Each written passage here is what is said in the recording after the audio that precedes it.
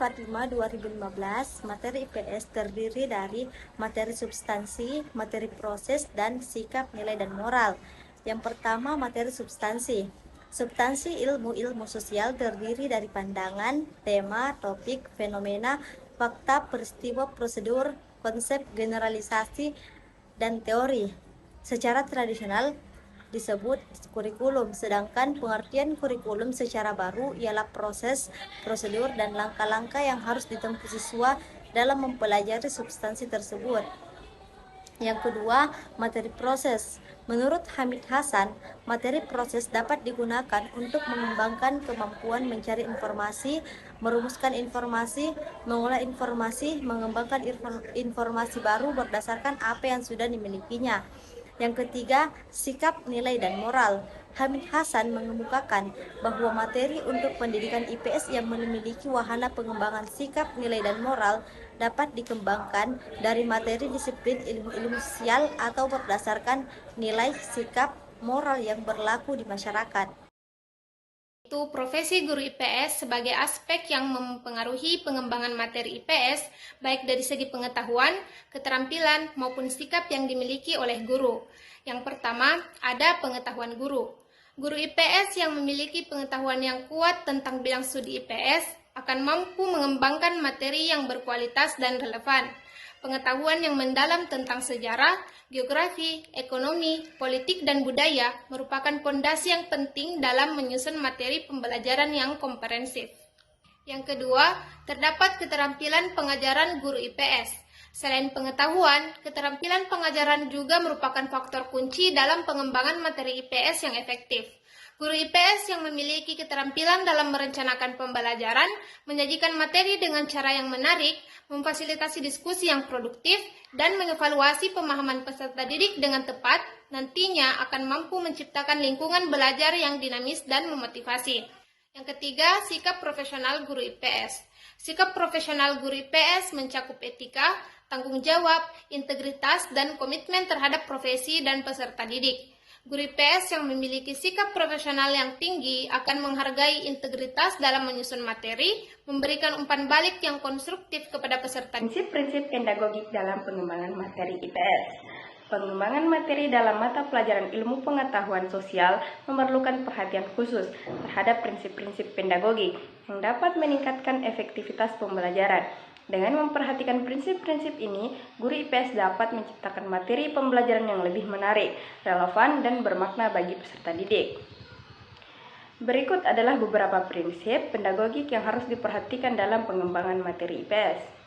Yang pertama, relevansi materi pembelajaran IPS harus relevan dengan kehidupan sehari-hari dan pengalaman peserta didik. Guru harus mampu mengaitkan konsep-konsep dalam materi dengan konteks sosial, ekonomi, politik, dan budaya yang dihadapi oleh peserta didik.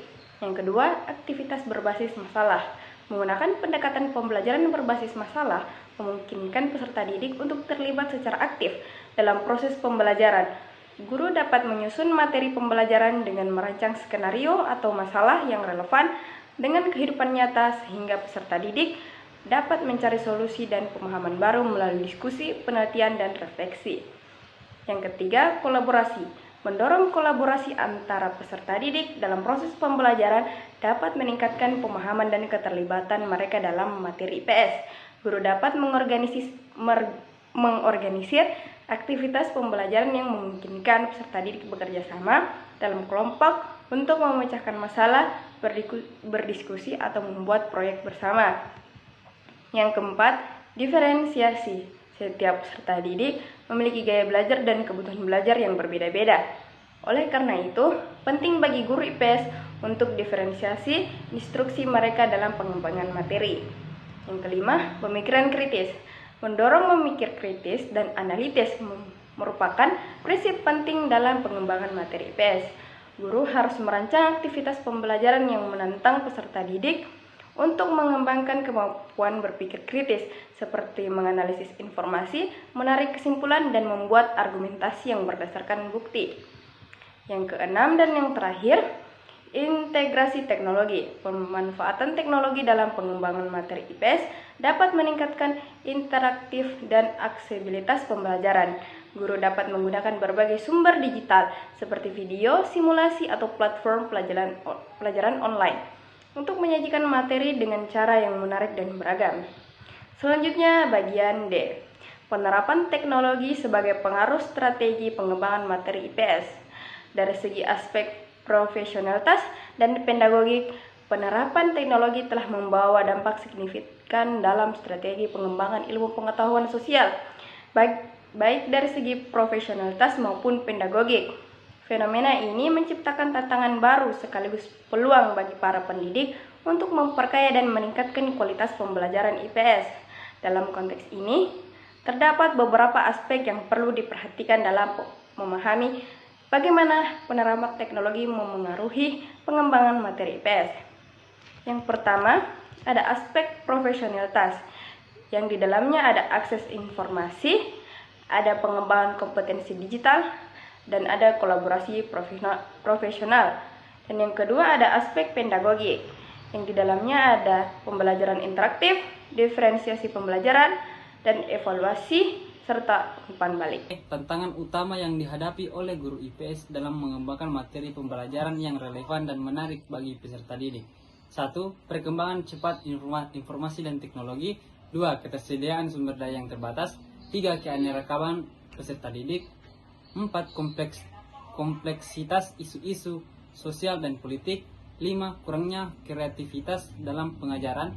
6. Evaluasi dan umpan balik yang efektif. Sekian dari saya kembalikan ke moderator. Kolaborasi antara guru IPS dengan ahli kurikulum sebagai sarana memperkuat aspek profesional dan pedagogik dalam pengembangan materi IPS. Kolaborasi antara guru IPS dengan ahli kurikulum dapat menjadi landasan kuat dalam pengembangan materi pembelajaran yang berkualitas.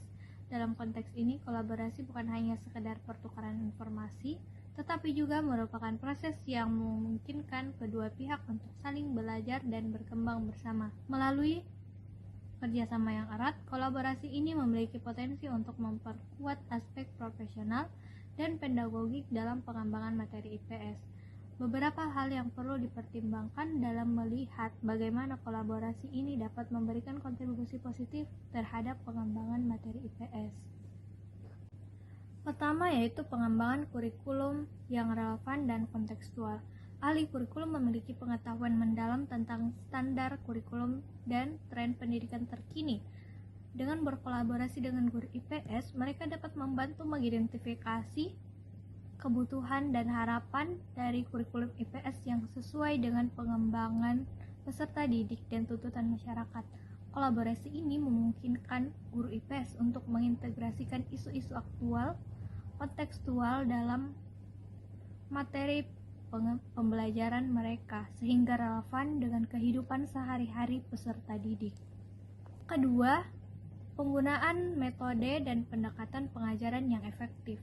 Ahli kurikulum dapat memberikan wawasan tentang metode dan pendekatan pengajaran yang efektif dalam konteks pembelajaran IPS. Dengan berbagai pengalaman dan pengetahuan mereka dapat membantu guru IPS dalam merancang strategi pengajaran yang menarik, interaktif, dan responsif terhadap kebutuhan belajar peserta didik. Hal ini dapat mencakup penggunaan teknologi, pembelajaran berbasis proyek, ataupun pendekatan kolaboratif dalam pembelajaran. Ketiga yaitu penyusunan materi pembelajaran yang diferensiasi. Kolaborasi antara guru IPS dan ahli kurikulum memungkinkan penyusunan materi pembelajaran yang diferensiasi sesuai dengan kebutuhan belajar individual peserta didik. Dengan memahami keragaman peserta didik, mereka dapat merancang materi yang memungkinkan akses dan pembelajaran yang berhasil bagi seluruh siswa, tanpa memandang latar belakang ataupun tingkat kemampuan mereka. Keempat yaitu evaluasi dan pemantauan kemajuan belajar. Kolaborasi ini juga memungkinkan pengembangan alat evaluasi yang sesuai dan pemantauan kemajuan belajar peserta didik. Ahli kurikulum dapat membantu dalam merancang instrumen evaluasi yang valid dan reliabel, Sementara guru IPS dapat memberikan wawasan tentang konten, materi, dan indikator kemampuan yang relevan. Dengan demikian, evaluasi dapat menjadi lebih efektif dan dalam mengukur pengalaman dan kemajuan belajar peserta didik.